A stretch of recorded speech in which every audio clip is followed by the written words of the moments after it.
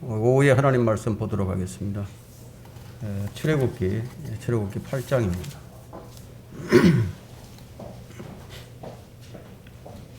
출애굽기 8장 18절과 19절 두 구절입니다.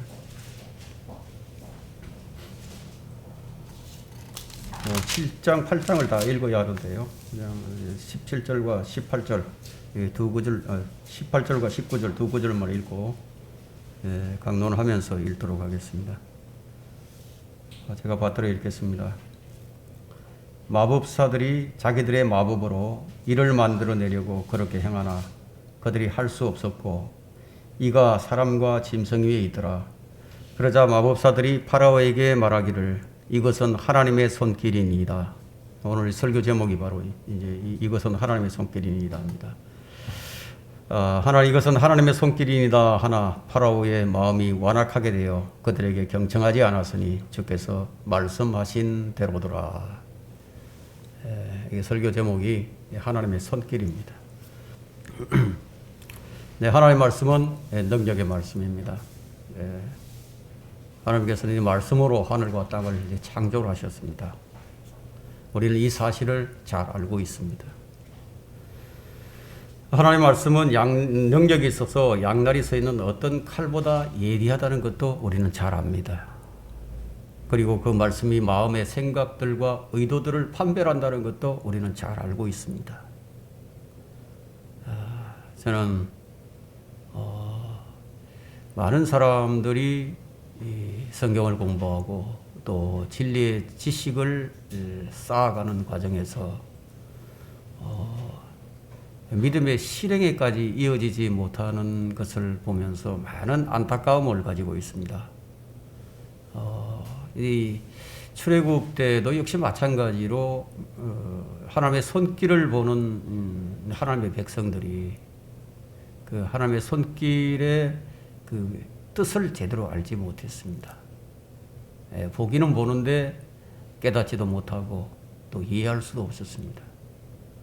그로 인해서 그들은 가나안 땅에도 들어가지 못하게 되었는데요. 저는 오늘부터 사실 이제 이 10가지 재앙이 이제 시작이 되거든요. 이제 10가지 재앙이 시작이 되는데 이 10가지 재앙을 통해서 이제 하나님의 손길이 어떠한지 이것을 이제 강론하고자 합니다. 이 말씀을 이 제목 하나님의 손길에 대한 이 말씀을 강론함에 있어서 사실 이 출애굽 사건보다도 더 적합한 말씀은 없을 것입니다. 만일 우리가 매사에 하나님의 그 강력한 그 능력의 손길을 우리가 경험하면서 살게 된다면은 그 사람의 인생의 여정은 주님과 함께 아주 동행하는 그런 삶을 살게 될 것이고 매사에 있어서 하나님을 기쁘시게 하는 그런 일들을 행하면서 살아갈 수 있을 것입니다.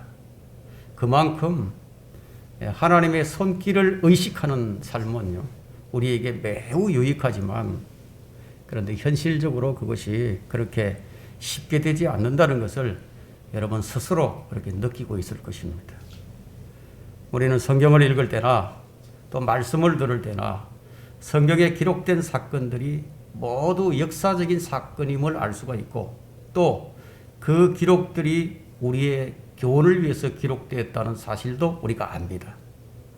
그러나 이 사실들을 모두 안다고 해서 그 말씀들이 내 믿음에 결합되느냐 하면 그렇지가 않다는 거예요. 이것이 우리에게 문제예요. 주의 말씀을 믿음으로 받아들이지 않게 되면 어떻게 되느냐는 거예요.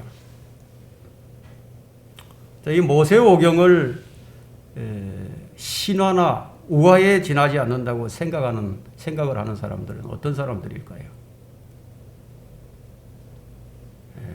우리가 믿음으로 받아들이지 않는 것은요, 어떤 부분은 받아들이고 어떤 부분은 안 받아들이게 되면 마치 모세오경이 신화나 우화에 지나지 않는다고 생각하는 자유주의자들과 별반 차이가 없게 되어버립니다. 말하자면 부분적인 믿음은 믿음이 아니라는 것이에요. 성경에 어떤 것은 믿는데 또 어떤 것은 믿지 않는다면 그것은 결국 자기 좋을 대로 믿는 것이죠. 자기 좋을 대로 믿게 되면 자기 마음에 드는 건 믿고 마음에 안 드는 건 안 믿는 거예요. 구원의 정표가 뭐냐? 구원의 정표. 구원의 정표는 하나님의 말씀을 사실 그대로 받아들일 수 있는 받아들일 수 있는 믿음이 생긴 것이요. 그게 확실한 구원의 정표입니다. 왜냐하면 요한복음 8장 47절에는 하나님께로부터 나온 사람은 하나님의 말씀을 듣느니라고 했습니다. 너희는 하나님의 말씀을 듣지 아니하나니 이는 너희가 하나님으로부터 나오지 아니함이라. 이 말씀대로 하나님께로 나온 사람은 하나님의 말씀을 듣는 거예요. 근데 아예 성경에 관심이 없구나. 성경에 어떤 것은 믿고 또 어떤 것은 안 믿는 사람들은 말하자면 하나님께로부터 나온 사람이 아니라는 거죠. 누구든 성경을 다 깨달을 수는 없지만 듣고자 하는 마음, 왠지 끌리는 마음이 생겨났다면 그는 살아있는 영을 가진 사람이에요. 하지만 사람의 문제는 주께서 행하신 이러한 기적과 표적들 이런 것들을 다 보고 또 이것을 성경을 읽으면서도 전혀 깨닫지 못하는 것에 이제 문제가 있습니다. 이 시편 106편에는 출애굽의 사건을 한 편의 서사시로 이제 기록을 하고 있는데요.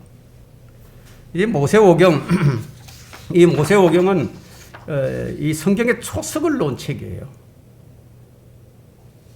여러분 농사를 지으려면은 벼를 심기 위해서 모판을 먼저 만들어야 돼요. 그 모판에 이제 이 벼를 자라게 해서 그것을 이제 나중에 이제 논에다 갖다 심죠. 그처럼 이 모판과 같은 거예요. 이 초석을 놓은 책인데, 근데 이스라엘 백성들이 주님께서 행하신 이적들을 보고도 깨닫지 못했다고 기록을 하고 있는 거예요. 그 시편 106편 7절을 한번 펼쳐보십시오.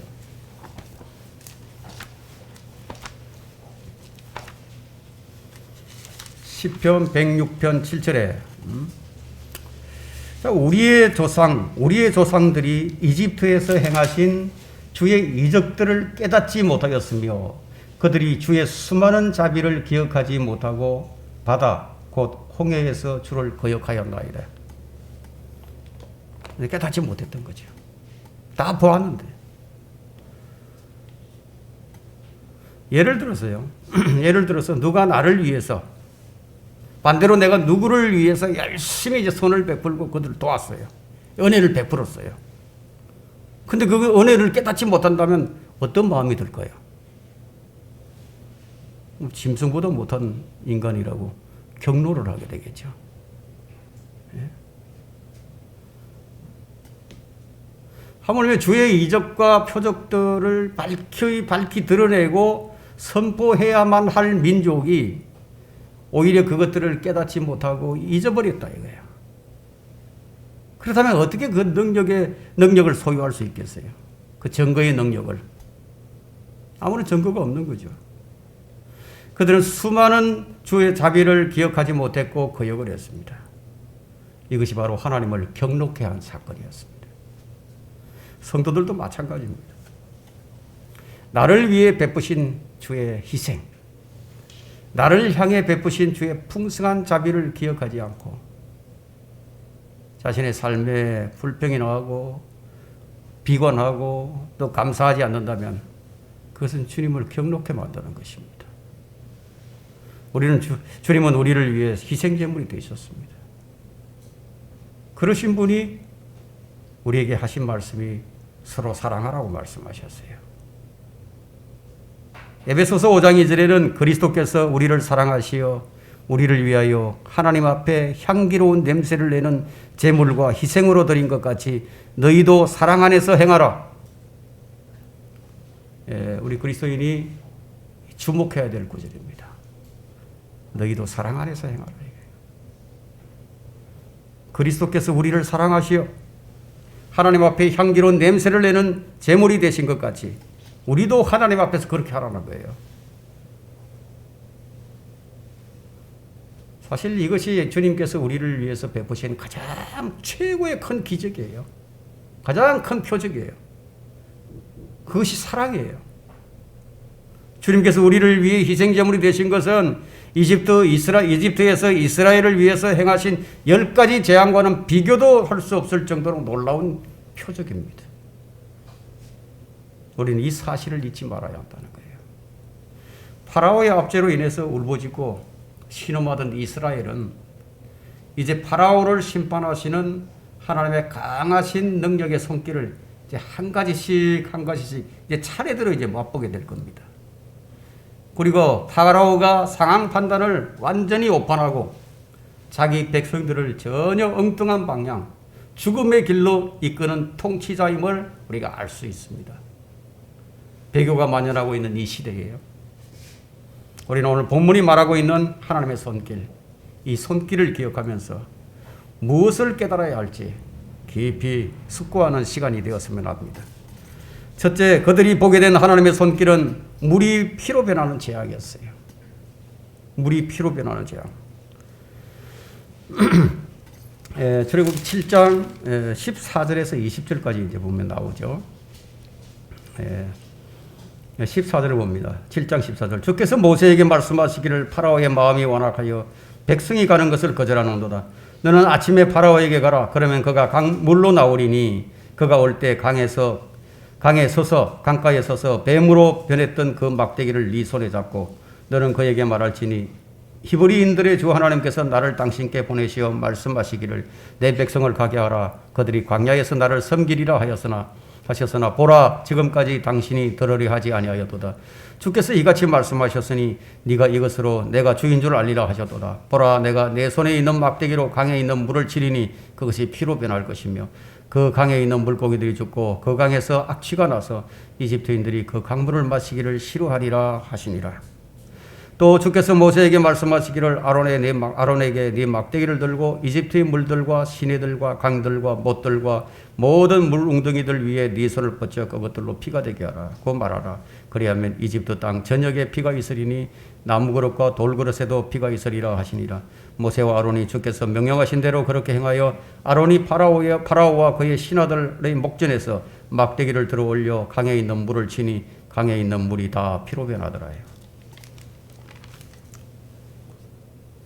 자, 여기 이제 물이 피로 변했는데요. 물 하면 창세기 1장 20절을 보게 되면 하나님께서 말씀하시기를 물들을 생명이 있는 동물들과 땅 위 하늘의 넓은 창공에 나는 새를 풍성히 내라 하시며 물들에서 생명이 나왔어요. 물들에서. 자, 물은 생명의 원천이죠. 우리 사람의 인체의 70%가 물로 구성되어 있습니다. 70%가 물이에요. 사람이 물이 없으면 생명을 유지할 수 없게 됩니다. 모든 생물들도 다 마찬가지예요. 하나님은 생명의 원천인 물을 이제 피로 바꾸심으로써 이제 심판을 시작하셨어요. 사람이 물과 성령으로 태어나지 않으면 하나님의 나라에 들어갈 수 없다고 요한복음 3장에서 주님께서는 말씀을 하셨는데 그 물이 바로 육신의 출생을 나타내죠. 또 잠언 5장에서는 아내를 샘이라고 표현을 했습니다. 아내를 샘.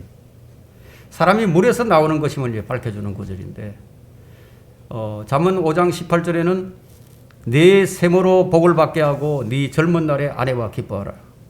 그래서 다산하는 여자가 복이 있는 자라고 말을 했죠. 성경은 물에 관한 언급으로 시작과 끝을 맺어요. 물로 시작해서 물로 끝난다. 이게. 창세기 1장 2절에서부터 계시록 22장 17절에 물로 시작해서 생명수 시작과 끝을 맺습니다. 물은 말씀을 나타내거나 성령을 의미하기도 하는데 에베소서 5장 26절에서는 말씀의 물로 교회를 씻는다고 했고요. 요한복음 7장 38절에서는 성령을 영생하도록 솟아나는 샘물로 표현했습니다. 또한 계시록에서는 사람들을 가리켜서 많은 물이라고 증거를 하고 있죠. 요한계시록 7장 1절과 15절이 증거를 해주는데 제가 이 계시록을 한번 찾아보겠습니다.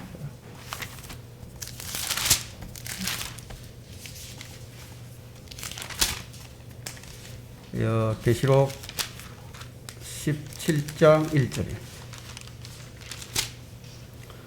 또 일곱 호리병을 가진 일곱 천사 가운데 하나가 와서 나와 대화하며 말하기를 이리 오라 많은 물 위에 앉은 그 큰 창녀의 심판을 네게 보여주리라.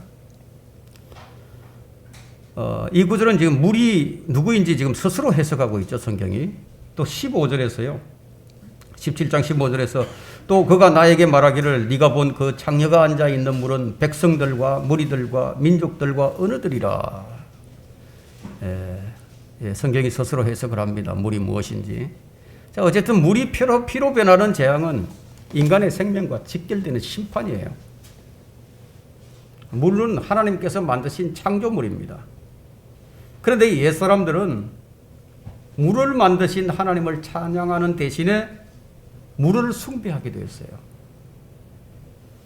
특히 이집트 사람들은 이 나일강을 신성한 그런 생명수라고 생각을 했는데, 그러면서 나일강을 숭배를 했죠. 그런데 경배의 대상은 물이 아니라 물의 근원이신, 물의 근원을 만드신 바로 하나님이 되셔야 되는데, 이쯤 되면 왜 이 재앙을 내리셨는지 이해하는데 결코 어렵지가 않을 것입니다. 우리는 이집트에 내린 재앙에서 장차 대환란에서 내려질 심판이 어떠할 것인지 우리가 가늠할 수가 있습니다. 요한계시록 14장 7절에는 큰 음성으로 말하기를 하나님을 두려워하고 그분께 영광을 돌리라. 이는 그분의 심판의 때가 이르렀습니다. 하늘과 땅과 바다와 물의 원천들을 지으신 그분께 경배드리라고 하더라. 이처럼 하늘과 땅과 바다와 물의 재앙이 내려집니다. 그래서 이 계시록 14장 7절은 인간이 재앙을 당하는 그 원인을 성경이 알려주고 있습니다. 마땅히 경배해야 할 하나님께 경배하지 않고 우상들에게 경배를 했기 때문에 그래서 재앙이 내려진 겁니다. 생명의 근원인 물이 피로 변한 것은 심판을 의미하는 거죠. 물이 피로 변했어요. 주님은 모세를 통해서 이집트의 물들을 치신 것은 대환란 때에도 물들의 근원을 쳐서 피로 만드실 것을 모형으로 보여주신 겁니다.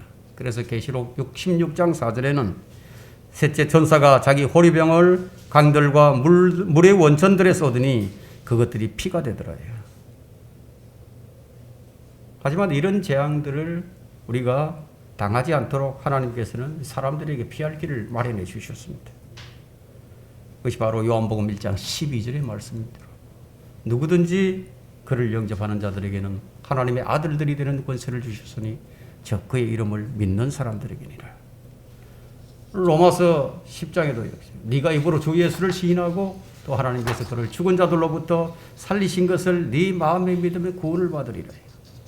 이는 사람이 마음으로 믿어 의에 이르고 입으로 고백하여 구원을 받기 때문이다. 자신이 죄인임을 시인하고 예수 그리스도를 자신의 개인의 구주로 믿으면 대환란의 재앙을 당하지 않는다는 거죠. 심판을 피할 수 있다는 거죠. 생명을 내던 물이 피로 변했다는 것은 우리가 이것을 영적으로 좀 적용해 본다면 생명의 말씀을 거부하게 될 때 그 생명을 주던 그 말씀의 물이 심판의 물로 변하게 됨을 알 수도 있습니다. 말씀은 믿는 자에게는 영생을 줍니다. 말씀은 믿는 자에게 값없는 구원을 주십니다. 또한 구원의 율법의 말씀은 정죄와 심판의 직무를 지니고 있습니다. 그 율법의 기능인 첫째, 죄를 깨닫게 하는 데 있죠. 로마서 3장 20절에는 그러므로 율법의 행위로 그분 앞에 의롭게 될 육체가 없나니 이는 율법을 통해서는 죄의 깨달음이 있음이니라. 율법의 또 다른 역할이 있다면 우리를 그리스도께로 인도하는 지도교사의 역할을 해줍니다. 이제 갈라디아서 3장 24절이죠. 그리하여 율법이 우리를 그리스도께로 인도하는 지도교사가 되었으니 이는 우리로 믿음으로 의롭게 하려 함이니라. 물을 피로 변하게 하는 이 재앙은 이집트와 파라오에게 죄를 깨닫게 하기에 충분한 사건이었어요. 이들은 죄를 깨닫고 죄를 회개하고 하나님께 돌이켜야 했던데 그러나 결과는 그렇지가 못했습니다. 왜 그럴까요? 왜 돌이킬 수가 없었을까요? 그 이유는 이집트의 마법사들도 동일한 이적을 행하는 것처럼 보였기 때문이에요. 출애굽기 7장 22절에 보면은 이제 그 말씀이 나오죠. 이집트의 마법사들이 그들의 마법으로 그렇게 행하니 파라오의 마음이 완악해져서 주께서 말씀하셨던 대로 그들에게 경청하지 아니하고. 그게 뭐 대단한 거나 그죠? 물이 피로 변하게 하는 게 그게 뭐 대단한 거냐? 이 마법사들도 동일한 기적을 행하는데 한번 생각을 해보십시다. 이 모세와 아론이 지팡이를 들고 이 물을 쳤어요. 그랬더니 물이 다 피로 변한 상황인데, 다 물이 피로 변해버렸는데, 마법사들이 거기다가 이적을 행한다고 해서 물이 피로 변하게 한다고 해서 그건 뭐죠? 흉내를 낸 것밖에 안 되는 거죠. 그 중요한 것이 무엇입니까? 중요한 것은 물이 피로 변했기 때문에 먹을 물이 없어져 버렸다 이거예요. 이것이 문제죠. 그 마법사들이 정말 큰 능력을 가졌다면 피로 변해 있는 이 물을 다시 물이 되게 원래대로 되돌려야 하는 거죠. 그런데 가짜들은 뭔가 대단한 능력을 가진 것처럼 보이지만 문제는 근원을 해결할 능력이 없다는 거예요. 7장 24절을 보게 되면 자, 모든 이집트인들이 마실 물을 얻으려고 강가를 두루 팠으니 이는 그들이 강물을 마실 수 없습니다. 강가를 두루 팠어요. 그러니까 그렇다면 그건 지하수는 그대로 보존되었음을 알 수가 있죠. 이것은 진노 중에도 자비를 베푸시는 하나님의 성품을 우리가 알 수가 있습니다. 이렇게 해서 일주일이 지나갑니다. 파라오는 일주일 동안 무슨 생각을 했을까요? 일주일 동안 물이 피로 변해 있는 일주일 동안 무슨 생각을 하고 살았는지는 알 수가 없지만 다만 충분히 생각했겠죠. 충분히 생각했을 겁니다. 충분히 회개할 기회가 주어졌음에도 불구하고 그를 그냥 흘려보냈다는 것을 다음 재앙을 통해서 우리가 알 수가 있습니다. 확실한 것은, 한 가지 확실한 것은 이때부터 이스라엘인들과 이집트인들이 모세와 파라오를 주목하게 됐다는 사실이에요. 그전에는 모세와 아론을 주목하지 않았어요. 이스라엘 백성들도 그렇고 모세도 그러했습니다. 이제부터 상황이 달라졌다 이거예요. 두 번째 그들이 보게 된 하나님의 손길은 개구리의 재앙이었습니다. 개구리의 재앙. 이제 8장 1절로부터 15절까지 나오는데요. 제가 읽겠습니다. 주께서 모세에게 이르시기를 파라오에게 가서 그에게 말하라. 주가 이같이 말하노라. 내 백성을 가게 하여 그들로 나를 섬기게 하라. 만일 네가 그들이 가는 것을 거절하면 보라. 내가 개구리로 너의 온 지경을 치리라. 그리하면 강이 개구리를 무수히 내리니 그것들이 올라와서 네 집과 네 침실과 네 침대 위와 네 신하들의 집과 네 백성 위에와 네 솥들과 네 빵 반죽 그릇으로 들어가리라. 또 개구리가 내 위와 내 백성 위와 네 온 신하들 위에 올라가리라 하시더라. 주께서 모세에게 이르시기를 아론에게 말하기를 막대기를 잡은 네 손을 시내들과 강들과 연못들 위에 뻗쳐서 개구리들로 이집트 땅에 올라오게 하라 할지니라 하시더라. 아론이 자기 손을 이집트의 물들 위에 뻗치니 개구리들이 올라와서 이집트 땅을 덮더라. 그 마법사들도 그들의 마법으로 그렇게 행하여 이집트 땅에 개구리들을 가져왔더라. 그러자 파라오가 모세와 아론을 불러 말하기를 주께 간구하여 그분께서 개구리들을 나와 내 백성으로부터 치우시도록 하라. 그리하면 내가 백성들을 가게 하여 그들이 주께 희생제를 드리도록 하리라 하니 모세가 파라오에게 말하기를 영광이 내게 있도다. 내가 언제 당신과 당신의 신하들과 당신의 백성들을 위해 간구하여 당신과 당신의 집에서 개구리들을 멸하여서 그들이 강에만 있게 하리이까 하더라. 그가 말하기를 내일이니라 하니 모세가 말하기를 당신의 말대로 하여 당신께서 주 우리 하나님과 같은 이가 없는 것을 알게 하리이다. 개구리들이 당신과 당신의 집과 당신의 신하들과 당신의 백성들로부터 떠나 강에만 있으리이다 하더라. 모세와 아론이 파라오에게 나오고 모세는 주께서 파라오를 향해 가져온 개구리들로 인하여 주께 부르짖으니라. 주께서 모세의 말대로 행하시니 개구리들이 집들과 마을들과 들로부터 나와서 죽더라. 사람들이 그것들을 모아 무더기를 쌓으니 땅에서 악취가 나더라. 그러나 파라오가 한숨을 돌리게 되자 그의 마음을 완악하게 하여 그들에게 경청하지 않았으니 주께서 말씀하신 대로더라. 이번에 개구리 재앙이에요. 막대기를 위로 뻗치자 개굴거리는 이제 소리가 이제 온 궁전을 뒤흔들기 시작하는 거예요. 개구리가 이런 상태로 있는 한 다른 일은 모두 멈춰야죠. 일을 할 수가 없죠. 벽돌을 굽는 가마도 침실에도 온통 개구리뿐이에요. 지옥이 따로 없는 현상이죠. 상황을 진정시키려고 흉내를 내보지만 상황은 더 악할 뿐입니다. 저는 이 코로나가 이제 하나님의 심판이라고 믿고 있는데 사람들이 코로나를 진정시키려고 백신을 만들고 통제를 해보지만 상황은 더 악화될 뿐입니다. 재앙은 하나님께서 거두시지 않으면 계속되는 거예요. 이 개구리는 이 핫솔이라는 핫솔이라는 그 여신 숭배의 기념물이었는데 여러분 이 개구리 형상이요. 공동묘지 가게 되면요. 납골묘 위에 이 개구리를 탁 형상이 하나 딱 올라앉아 있습니다. 이런 걸 많이 볼 수 있어요.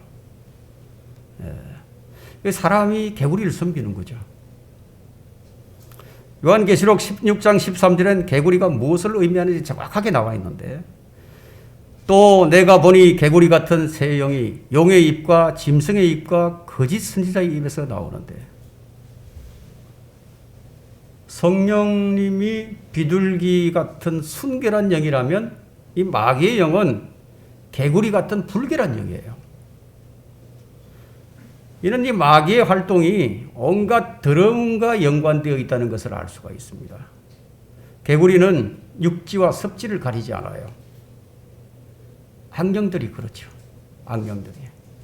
개구리들이 이집트의 온 지방과 구석구석 다 들어간 거죠. 침실 위에도 올라가고 침상 위 화덕과 빵 반죽 그릇까지 그냥 개구리들이 온통 다 점령을 해버렸다.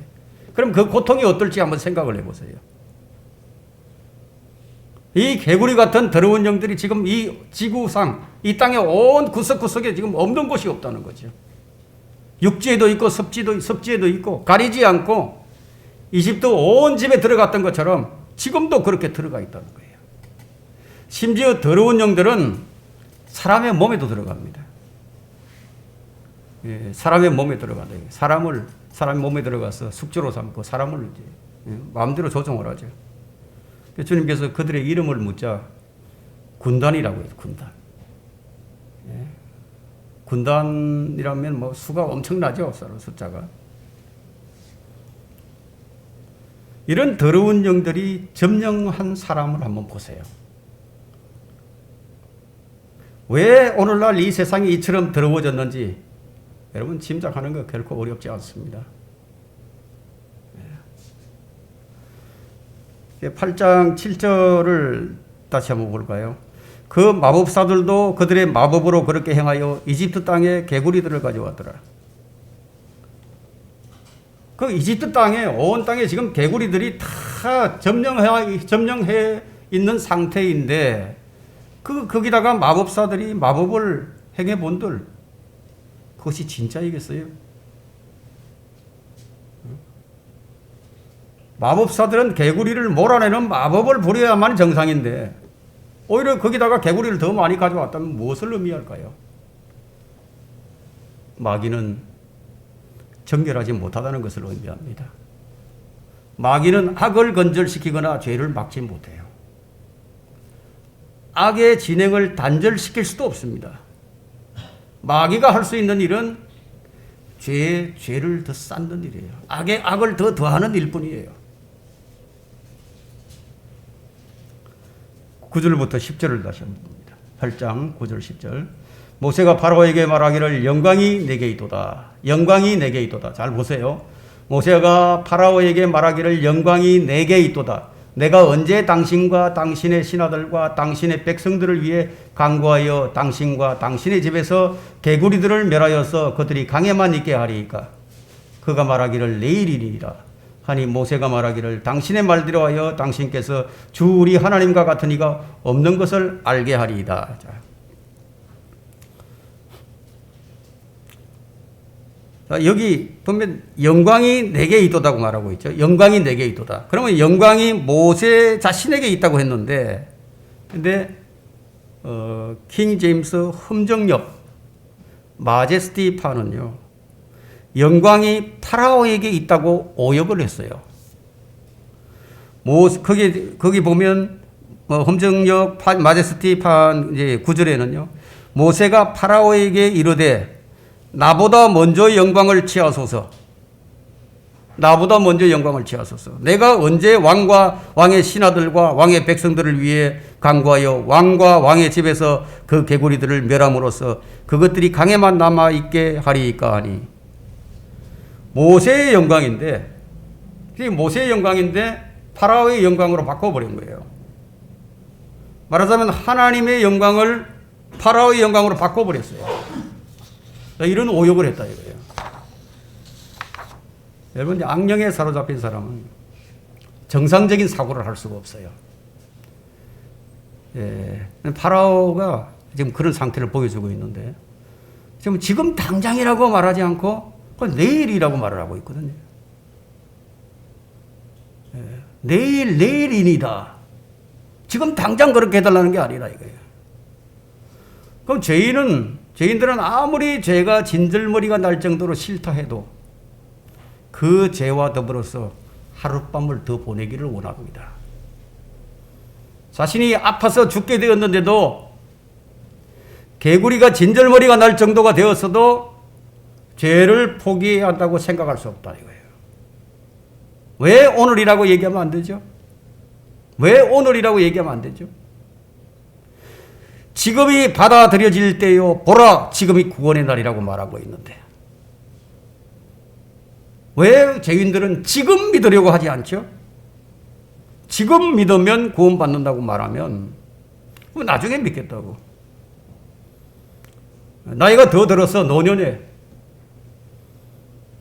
좀 더 죄악의 낙을 즐기다가 그때 믿겠다고 내일로 미룹니다. 이것은 기약 없는 약속일 뿐인데, 인간 역사에서 내일만큼 자주 부러지는 말도 없어요. 내일. 그러나 죄인들에게는 내일이 없습니다. 내일이 오면 그는 다시 내일을 외치게 될 것이고, 또 내일을 외치다가 그는 결국 죽어요. 세상에 어떤 사람도 내일을 살 수 없고 내일을 죽는 사람도 없습니다. 우리는 항상 오늘을 살다가 오늘 죽어요. 구원도 마찬가지예요. 개구리와 하룻밤만 더 잠을 자려고 한 파라오처럼 죄를 끊기 싫어하는 혼들은 내일을 찾는 거예요. 하루 동안에 무슨 일이 일어날지 알지 못하면서 오늘 밤 네 혼을 앗아가리니 그러면 네가 장만한 것들이 누구의 것이 되겠느냐. 이 말씀이 그 사람들에게는 아무런 자극을 주지 못합니다. 너는 내일을 자랑하지 말라. 하루 동안에 무슨 일이 일어날지 네가 알 수 없습니다. 이 말씀도 아무런 자극을 주지 못합니다. 15절을 한번 볼까요? 왜 그런지 15절을 보면, 그러나 파라오가 한숨을 돌리게 되자, 바로 이것입니다. 한숨을 돌리게 되니까 그의 마음을 완악하게 하여 그들에게 경청하지 않았으니 주께서 말씀하신 대로더라. 파라오는 재앙이 딱 멈추자 그냥 한숨을 돌리면서 자신의 마음을 더 완악하게 합니다. 한 가지 재앙을 경험했고 그 다음에 재앙도 경험을 했습니다.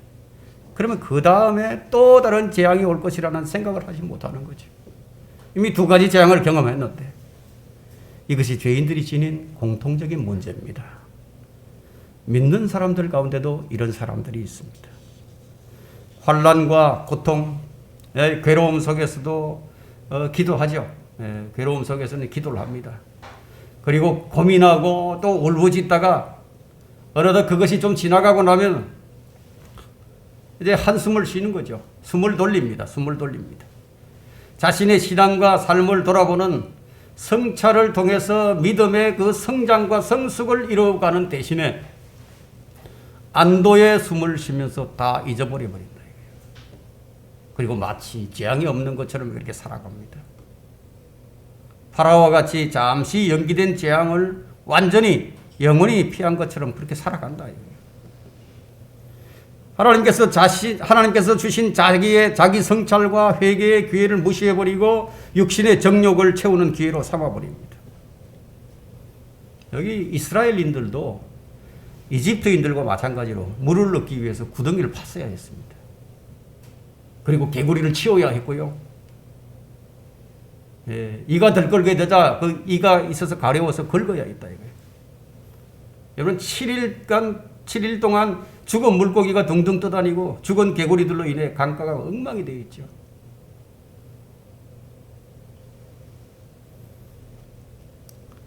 우리 성도들에게 성경은 이렇게 말씀하십니다. 오직 주 예수 그리스도 옷 입고 정욕을 채우려고 육신을 위하여 계획하지 말라. 어떤 성도는 자신이 감당할 수 없는 그런 환난을 당하게 되죠. 주님 앞에 서원 기도를 하면서 매달려요, 주님께. 그러다 이제 문제가 이제 해결이 되면 자신이 했던 기도를 다 잊어버립니다. 또 어떤 성도는 죄의 찔림이 왔는데도 회개하지 않고 고민을 하다가 갈등을 합니다. 그러다 시간이 지나고 마음이 좀 편안해지면 회개하려는 마음은 다 사라져버리고 다 잊어버린다. 이게. 성도들이 가장 자주 속는 것 중에 하나가 죄와의 갈등을 죄와의 전쟁으로 착각하는 거예요. 죄로 갈등하던 성도가 평안을 얻는 방법이 두 가지가 있습니다. 하나는 성령으로 몸의 행실을 죽이고 하나님의 은혜가 내 마음을 다스리게 하는 것과 또 다른 하나는 죄에게 항복하는 거예요. 죄에게 굴복하는 거예요. 자포자기하면요 평안이 와요. 죄수들이 감방 안에서 편안해요. 모든 것을 다 포기한 상태는 그냥 평안합니다. 묶여있는 개가요. 그 묶여있는 줄 범위 내에서만 움직일 때는 평안해요. 마찬가지로 성도들이 죄와 갈등을 하다가 죄와 싸우는 것을 포기하게 되면 평안을 누리게 됩니다. 이것은 참된 평안이 아닌데 이것이 거짓 평안인데 그러면서 육신에게 기회를 주게 됩니다. 전쟁터에서 군사가 전쟁을 하다가 포로가 되어 잡혀서 수용소에 들어가면 잠시 평안해요. 그러나 그것을 잠시 동안인데 근데 그것을 가지고 포로가 되어서 너무 편하다 이런 말을 하는 바보는 없겠죠. 그러나 많은 성도들은 영적 안위함이 가져다주는 평안이 자신이 포로된 줄도 모르고 그걸 축복이라고 착각을 한다. 잠시 심판이 연기된 것을 이제 완전한 평화가 찾아왔다고 하는 거죠. 포로된 병사가 전선에서 싸우기보다는 포로 수용소가 더 안전하다고 말하는 것이다. 이런 어리석음에 성도들도 빠진다는 겁니다. 성도들이 죄의 포로가 되어서 마귀의 올무에 사로잡힌 채 육신의 정욕대로 살면서 평안을 이야기할 때 우리는 그것을 어떻게 분별을 해야 하는가 하는 거예요. 마음의 질림이 오고 양심의 가책이 오고 어떤 갈등을 겪을 때 기도와 말씀을 통해서 주님이 주시는 그런 평안, 주님이 주시는 승리의 맛을 보지 않았음에도 불구하고 찾아온 평안은 모두 거짓인 거예요.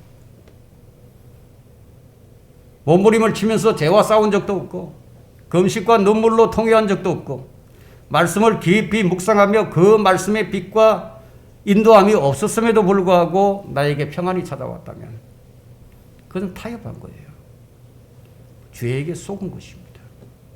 마귀에게 진 것이에요. 성도들은 이런 일들을 수없이 반복해서 겪는 거예요. 수없이 겪어요. 그런 거짓된 평안은 잠시 후에 닥칠 재앙과 심판을 잊게 해주는 마약과도 같은 것입니다. 파라오는 첫 번째 재앙을 당한 후 일주일, 7일 동안, 두 번째 재앙을 당한 후 잠시 동안 평안을 누렸어요. 그리스도의 군사는 끝까지 싸워서 이겨야 합니다. 우리는 믿음으로 성령의 칼을 사용해서 이겨야 한다. 성경은 지치고 낙담한 성도들을 향해서 뭐라고 말씀하시냐면 너희가 죄와 맞서 싸우되 아직 피 흘리기까지는 대항하지 아니하였으며, 히브리서 12장 4절에 말씀하고 있죠. 그리스도인은 피 흘리기까지 싸워야 하는 거예요. 세 번째, 그들이 보게 된 하나님의 손길은 흙을 이로 만드는 재앙이었습니다. 자, 이의 재앙은 8장 16절부터 19절에 나옵니다. 16절부터 봅니다. 주께서 모세에게 말씀하시기를 아론에게 말하여 네 막대기를 짚어쳐서 땅에 흙을 치라 하라. 그리하면 그것이 이집트 전역에 걸쳐 이가 되리라 하시니 그들이 그렇게 행하니라. 아론이 막대기를 잡은 손을 뻗쳐서 땅에 흙을 치니 그것이 사람과 짐승 안에 이가 되고 땅의 모든 흙이 이집트 전역에 걸쳐 이가 되더라. 마법사들이 자기들의 마법으로 이를 만들어내려고 그렇게 행하나 그들이 할 수 없었고 이가 사람과 짐승에 있더라. 이번 재앙은 앞선 재앙과는 좀 다르게 사전 경고가 없었어요. 사전 경고 없이 그냥 일어났습니다. 이것을 갑작스러운 멸망이라고 부를 수 있는데 심판은 결코 졸지 않습니다. 주님은 흙으로 모든 짐승들을 종류대로 다 지으신 창조주 하나님이십니다. 모세의 지팡이로 단순히 땅을 내리치시기만 해도 무엇이든지 다 만드실 수 있어요. 이것은 생명을 낳는 것이 아니고 6일 창조에 있었던 창조의 행위와 동일한 것입니다. 이제 마법사들에게 올 것이 왔습니다. 이들은 지금껏 이미 창조된 것으로 또 다른 것을 만드는 것을 흉내를 냈었는데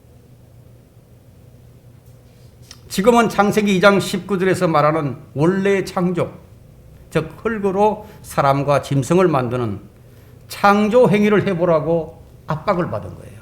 너희들도 이걸 한번 해보라 이거예요. 자, 우리는 여기서 하나님께서 아담이 범죄로 땅을 저주하신 사실을 우리가 상기해 볼 필요가 있습니다. 하나님께서 땅을 저주하셨죠? 땅은 저주를 받아서 가시와 엉겅퀴를 냅니다. 사람은 흙으로 다시 돌아갑니다.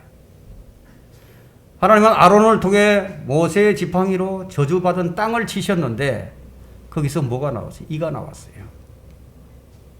무엇을 의미하고 있을까요? 주님이 오셔서 이 땅을 고쳐주시기까지는요, 우리 땅에서 어떤 것도 소망을 둘 수가 없는 거예요. 땅에서 나오는 것은 어떤 것도 소망을 둘 수가 없는 거예요. 저주받은 땅에서 나오는 것은 그 어떤 것도 우리에게 평안을 가져다 줄 수 없습니다. 그래서 우리에게 어디에 소망을 두어야 할지를 말해줍니다. 위에 있는 것들에 너희 마음을 두고 땅에 있는 것들에 너희 마음을 두지 말라. 세 번째 이의 이적은요, 마술사들이 흉내를 낼 수가 없었습니다. 마귀는 모방의 천재예요. 이건 모든 면에서 주님을 다 따라가지만 결코 같을 수는 없죠. 마법사들은 파라오 앞에서 공개적으로 뭐라고 얘기하느냐? 이것은 하나님의 손길이니이다. 이것은 하나님의 손길이니이다 라고 그들의 입으로 선언을 합니다. 사람들의 생각은 사탄은 생명을 생산할 수 없다고 믿고 있지만 사탄은 생명을 생산할 수가 있습니다. 생명을 생산할 수 있을 뿐만 아니라 태어나게도 할 수 있어요. 왜냐하면 뱀에게도 씨가 있기 때문이에요. 지금 출애굽기 8장 17절에서 말하는 이 기적은 하나님께서 생명을 생산한 것을 말하는 것이 아니라 이 기적은 아론과 모세가 행한 기적으로 흙에서 살아있는 동물을 만드는 창조의 행위를 반복한 것입니다. 이것이 창조의 행위다 이거예요. 마법사들은 이것을 할 수가 없었죠. 그 19절에서 하나님의 손길이라는 이 표현이 눈에 확연하게 들어옵니다. 하나님은 그분의 손가락으로 기록을 하셨습니다. 시편 기자는 하나님께서 첫째 하늘과 둘째 하늘을 그분의 손으로 지으셨다고 선포를 하셨습니다. 하나님의 손길은 창조를 가리키고 있는 거예요. 여기서 시편 8편 3절에는 주의 손가락으로 지으신 주의 하늘들과 주께서 정해놓으신 달과 별들을 내가 생각해 보니, 이 하나님의 손길은 성령님께서 누가복음 11장 20절과 시편 8편 3절을 통해서 말씀하시는 것을 볼 때 성령님 자신인 것을 알 수가 있어요. 마법사 얀네와 얀보레는 이 세 번째 이적을 통해서 창조주 하나님께 굴복을 하게 됐습니다. 이의 기적은 그들로 하여금 그들이 섬기는 신들 이시스, 오리시스, 라, 코러스, 셉, 넛, 비엘세붑과 같은 신들이 창조주가 아니라는 사실을 분명하게 이제 알게 해주었죠. 그들의 신과는 비교할 수 없는 신이라는 것을 깨닫게 해주었습니다. 하나님의 손길은 율법을 기록하신 손가락이고, 연회에서 하나님을 못 오가던 벨사살 왕의 궁전 회벽의 심판을 기록하시던 손가락이고요. 가늠하던 여인들을 현장에 잡아와서 예수님을 시험한 원수들을 물리친 손가락이었어요. 우리는 주님께서 하나님의 손길로 마귀들을 내쫓으심으로써 하나님의 나라를 우리 마음속에 임하게 하신 것을 볼 수가 있습니다. 그래서 누가복음 11장 20절에는 그러나 만일 내가 하나님의 손길로 마귀들을 쫓아낸다면 그때는 하나님의 나라가 너희에게 임한 것이 분명하도다. 우리 주님의 손은 창조주의 손가락이죠. 말씀을 기록한 손가락이고 마귀를 쫓아내는 전쟁하는 손가락이고요. 그래서 우리는 주님께로부터 배워야 하는 겁니다. 전쟁을 배워야 합니다. 주님은 가나안 땅에 들어간 이스라엘로 전쟁을 배우도록 하셨어요. 그래서 시편 144편 1절에는요. 전쟁은 우리가 배워야 하는 거예요. 싸움은 배워야 하는 겁니다. 시편 144편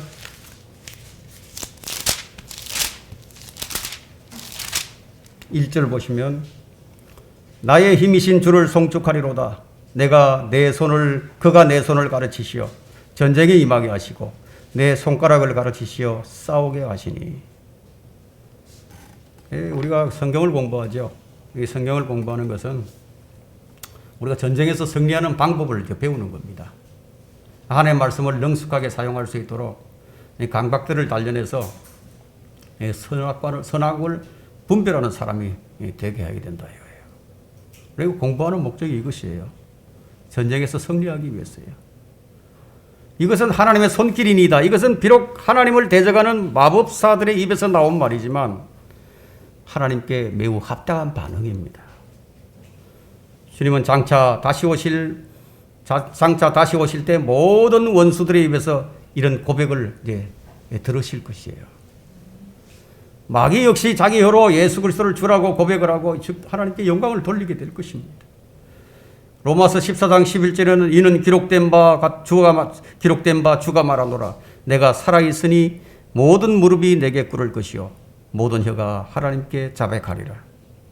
빌립보서 2장 11절에도 모든 혀가 예수 그리스도를 주라 시인하여 하나님 아버지께 영광을 돌리게 하셨느니라. 주님은 이런 영광스러운 승리를 쟁취하십니다. 주님은 모세를 통해서 또 얀네와 얀보레를 통해서 역사하는 마귀의 권세를 깨트려 버리신 거예요. 오늘도 주님은 주 예수 그리스도의 이름으로 일하는 일꾼들을 통해서 마귀의 사역자들을 깨트리시고 영광을 받으시기를 기뻐하십니다. 모세와 아론은 하나님의 능력을 통해서 파라오 앞에서 기적을 일으킵니다. 그러다 얀네와 얀보레도 똑같이 따라를 합니다. 지팡이를 뱀으로 바꾸는 일이나 물을 피로 바꾸는 일이나 강에서 개구리를 내는 일로서 하나님의 사역을 방해한 것이죠. 이것은 마귀가 하나님의 사역자들을 방해하는 가장 전형적인 수법 가운데 하나라는 겁니다. 아주 비슷하게 똑같이 한다 이거예요. 그렇게 해서 하나님의 일을 방해한다는 겁니다. 이들의 행위는 너희들이 하는 일이 하나님만 할 수 있는 일이 아니라 하고 대적을 하는 겁니다. 하나님만이 독보적인 존재인 줄 알았는데 믿지 않는 불신자들이 더 자연스럽게 그런 일을 행하게 될 때 성도들은 자신도 모르게 불신에 빠지거나 낙담하는 경향이 있습니다. 어떤 사람은 주의 능력으로 주님의 은혜로 이 모든 일들을 이루었다고 간증을 하는데 또 어떤 사람은 그게 아니야. 나는 노력해서 내가 그렇게 했어. 자, 이렇게 말한다거나 나는 기도하지 않아도 이런 일들을 할 수 있어. 아니 더 잘할 수 있어. 이렇게 말을 한다면 그는 마법사와 같은 사람입니다. 그리스도인은 모든 면에서 독특한 능력을 소유한 자들이 아니에요. 우리가 가진 능력은 세상 사람들도 가지고 있어요. 우리가 할 수 있는 일을 세상 사람들도 할 수 있어요. 그러나 그것이 본질이 달라요. 하나님의 능력으로 한 것과 육신의 능력으로 한 것, 이것은 같아 보여도 본질이 다르다. 그것이 사업이 되었든, 그것이 학업이 되었든, 그것이 교회 사역이든 다 마찬가지예요. 본질이 다르다는 거예요. 주님이 복을 주시고 은혜를 통해서 이룬 결과와 나의 피땀으로 이룬 결과는 사람들이 보기에는 다 똑같이 보여도 그 원천이 근본적으로 다르다는 거예요. 모양이 같은 그릇이라도 재질이 다르고 용도가 다 다르죠. 가치가 다 다르듯이 하나님의 손길과 세상의 손길은 완전히 다른 것이에요. 결론은 하나님의 능력의 손길은 대적이 더 강해야 더 큰 영광으로 빛이 나게 됩니다. 하나님께서는 더 큰 영광을 위해서, 더 큰 영광을 받기 위해서 대적을 더 강하게 하시니까요. 대적이 강하면 강할수록 그들을 꺾어야 할 모세와 아론은 더욱 강해져야 되고 더 위대하게 될 것이고요. 그들을 사용하시는 하나님은 더욱 존귀와 영광을 받으시겠죠. 우리는 세상에서 어려운 일, 힘든 일을 당할 때 감사를 해야 합니다. 이 일을 통해서 하나님께서 영광을 받으시겠구나. 이 일을 통해서 하나님의 영광이 더 크게 드러날 테니까. 그래서 적의 강함이 나의 성장이라는 말이 있습니다. 적이 강하면 내가 성장한다 이거예요. 우리는 마귀의 계략을 정확히 알아야 합니다. 마귀의 지혜와 강경함을 우리가 가소평가해서는 안 된다는 거예요. 마귀의 사역자들, 세상에 속한 자들의 지혜와 능력을 가소평가하지 말라는 겁니다. 적의 능력을 내가 좀 무시한다고 해서 또 내가 강해지는 것도 아니죠. 우리는 있는 그대로 봐야 됩니다. 있는 그대로 인정하고 대신 우리는 철저하게 주님 앞에 무릎을 꿇고 겸손히 주를 의지해야 하는 것이죠. 그때 우리를 통해 역사하시는 하나님의 능력이 드러나게 되고 원수들의 입에서 어떤 얘기가 나오느냐. 너희가 정말이구나. 너희가 참이구나. 너희 믿음이 옳구나. 너희가 바른 길로 가는구나. 이것이 하나님의 손길이니다. 이런 고백하는 승리를 맛보게 된다는 겁니다. 모세와 아론은 시간이 흐를수록 더욱 강력한 전투력을 발휘해 나가게 됩니다. 파라오를 전혀 두려워하지도 않았고 이제부터는 파라오와 이스라엘 백성들이 모세와 아론을 두려워하게 됩니다. 오히려 그들에게 경고와 훈계를 줍니다. 이것이 참된 승리자의 모습입니다. 편법과 얄팍한 술수가 판을 치는 이 지금의 세대에서 교회와 성도들마저 그런 불의의 사람들로 전락해서는 안 된다는 것이에요. 교회를 성장시키기 위해서 적당한 타협을 해서도 안 된다는 것이에요. 성도들이 수가 늘어나지 않는다고 해서 그 수를 늘리기 위해서 타협을 해서도 안 된다는 것이에요.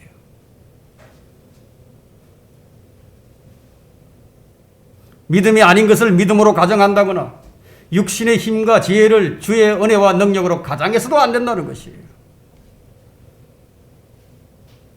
하지만 교회에서 세상보다 더 얄팍한 위선과 가식이 지금 판을 치는 세상입니다. 교회가 그렇게 되어버렸다 이거예요. 이런 때 우리는 십자가 앞으로 나가서 자신의 모든 것을 내려놓고 주님의 손길을 간절히 구해야 하는 거예요. 주님의 손길, 나를 통하여 하나님의 영광이 얼마나 드러나고 있는가, 이것을 깊이 깊이 생각하는 성도들이 되시기를 간절히 바랍니다.